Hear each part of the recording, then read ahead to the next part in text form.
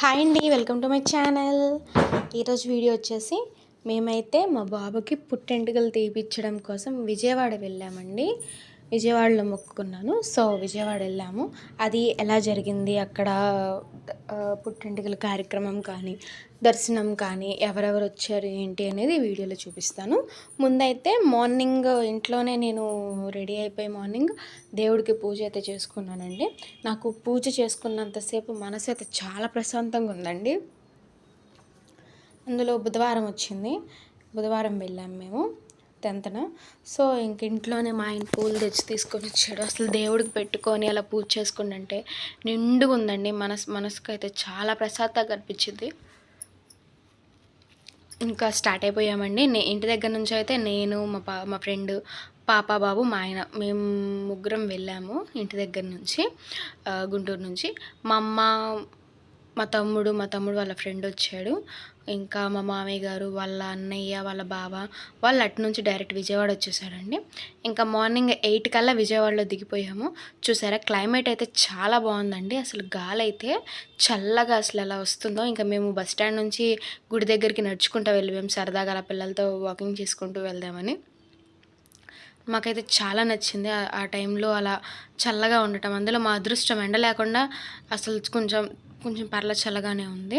ఇంకా అలా వెళ్ళిపోయాము. మా బాబుకు పుట్టెంటుకలతో పాటు మా పాపకి తలనీలాలను నేను కత్తిర్లు ఇద్దామని మొక్కుకున్నాను. సో పెళ్ళైన ఆడవాళ్ళు గుండు చేపించుకోకూడదు అని విన్నాను. సో అందుకని చెప్పి నేను 3 కత్తిర్లు ఇద్దామని మొక్కుకున్నాను. సో 3 ఒకేసారి అయిపోతాయి అని చెప్పి ఇంకా బయలుదేరి వెళ్ళాము. మా బాబుకి కూడా 11వ దాటిపోతుంది ఇంకా. అందుకని ఒకేసారి అది కూడా తీర్చేసుకుందామని వెళ్ళాము. చూసారా, అసలు ఆ నీళ్ళు కూడా చూస్తుంటే ఎంత బాగుందో. ఇంకా ఆగి కాసేపు అక్కడ చూస్తే మా పాప దాంట్లో చేప చూసి అమ్మ చేపలు ఉన్నాయి అని అనుకుంటా ఉంది. ఇంకా ఈలోపు మా తమ్ముడు, మా అమ్మ అందరూ వచ్చేసారు. సో ఇంకా మా బాబుకి పుట్టెంటుకలు తీపియడానికి అంతా రెడీ చేసాం. ఇంక మా తమ్ముడే ఫస్ట్ 3 కట్ చేశాడు. ఆ 3 కట్ చేయడానికి కూడా మా బాబు ఎంత ఏడ్చాడోనండి, అసలు చాలా ఏడ్చాడు.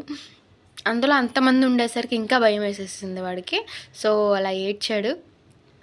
ఇంకా మా తమ్ముడి దగ్గర అస్సలు ఉండట్లేదని ఇంకా నేను ఎత్తుకొని పక్క నుండి ఇంకా అన్నీ చేపించాము. మా పాపకైతే మోపిదేవి గుడిలో మొక్కుకున్నాము, అక్కడ చేసాము. మా బాబుకి మాత్రం విజయవాడ మొక్కుకున్నాను. అది ఎందుకో మీకు ముందు చెప్తాను. ఇంక మా అమ్మ, మా తమ్ముడు వచ్చారు. మా తమ్ముడు వాళ్ళ ఫ్రెండ్ ఉంటాడు. వాడు మా పాపకి బాగా ఇష్టం. సో వాడంతా మా పాపను చూసుకుంటా ఇలా సరిపోయింది. ఇంకా మా బాబుకి చేపించాము. ఇంకా అలా సగం అయ్యాక ఇంకా అస్సలు ఉండట్లేదు, బాగా ఏడ్చేసేస్తున్నాడు. ఇంకా మా ఆయన నేను కూర్చొని ఇంకిద్దరం మేము కూర్చోవాలన్నారు. ఇంకా మా తమ్ముడు కత్తిర్లు అయిపోయాక ఇంకా మేమిద్దరం కూర్చొని మా బాబుని పట్టుకొని మేమిద్దరం కలిసి చేపించేసేసాము. చూసారా, అస్సలు ముగ్గురం పట్టుకొని చేపించినా వల్ల అవ్వలేదండి, అంత ఏడ్చాడు అసలు. కానీ అంటారు అలా పుట్టెంటుకలు తీపించేటప్పుడు ఏడిస్తే దిష్టి పోయిద్ది అని అంటారు. అది ఎంతవరకు నిజమో కొంచెం కామెంట్ చేయండి. ఇంకా మా పాపకైతే మా తమ్ముడు కూర్చొని చేపించాడు. తనకి గుండు చేస్తున్నారని కాదండి బాధ, ఎంటికలు పడుతున్నాయి అని బాధ, అందుకే ఏడుస్తుంది. ఇంకా అయిపోయింది, తలనీలాలు అయిపోయి రెడీ అయ్యి ఇంకా మెట్లు గుడికి దర్శనానికి వెళ్తున్నా. నేనేమో మెట్లకు బొట్లు పెడతానని చెప్పి మొక్కుకున్నాను. సో అది తీర్చుకుంటూ నేను పెట్టుకుంటూ వెళ్తున్నాను. ఎందుకంటే నేను 5th మంత్, మా బాబుని 5th మంత్ ప్రెగ్నెంట్గా ఉన్నాను. అప్పుడు తీసుకొచ్చాను లాస్ట్ టైం విజయవాడ నన్ను. అప్పుడు మొక్కుకున్నాను. మళ్ళీ నాకు మా నాన్న కనుక పుడితే నాకు కొడుక్క వచ్చి మళ్ళీ నీ మెట్లకు బొట్లు పెడతానమ్మా అని. సో కరెక్ట్గా మళ్ళీ మా నాన్నే నాకు పుట్టాడని నేను గట్టిగా నమ్ముతానండి. ఎందుకంటే మా నాన్న చనిపోయిన నెలాఖరికి మా బాబు నేను ప్రెగ్నెంట్ అని తెలిసింది. సో అప్పుడు వచ్చి మొక్కుకున్నాను.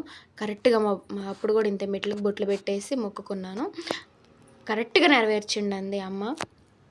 అంటే నాకు తోడు ఉండాలని చెప్పి అనుకుంటా. మా నాన్న నేను చాలా మంచి బాండింగ్.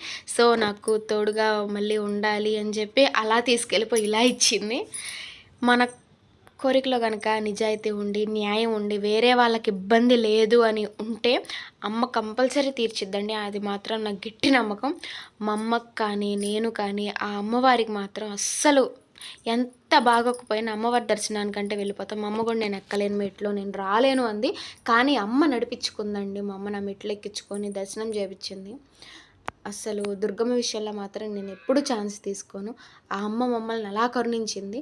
కష్టాలు ఇచ్చిద్ది, కానీ ఆ తట్టుకునే శక్తిని కూడా ఆమె ఇచ్చింది.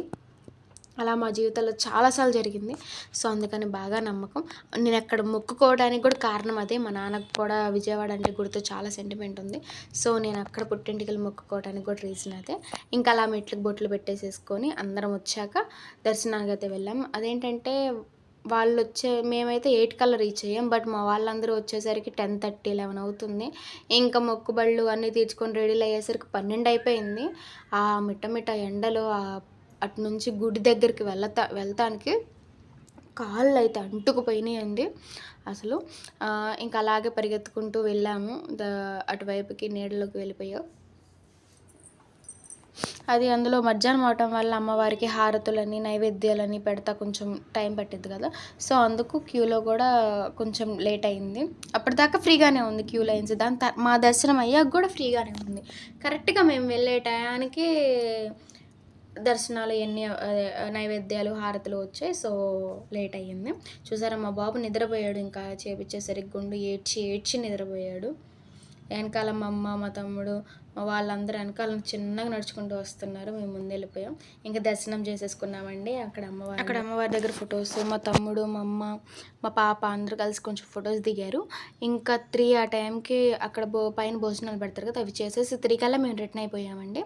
ఇంకా రిటర్న్‌లో బస్సు ఎక్కి వెళ్ళిపోయాం. ఇంకా ఓపిక లేదని చెప్పి మా ఆయన రోజు చికెన్ ఆయనే వండాడు. అది వీడియో పెట్టాను, మీకు చూసేసేయండి. ఇలాంటి మరెన్నో వీడియోస్ కోసం నా ఛానల్ సబ్స్క్రైబ్ చేసుకోండి, లైక్ చేయండి, షేర్ చేయండి, కామెంట్ చేయండి. Thank you.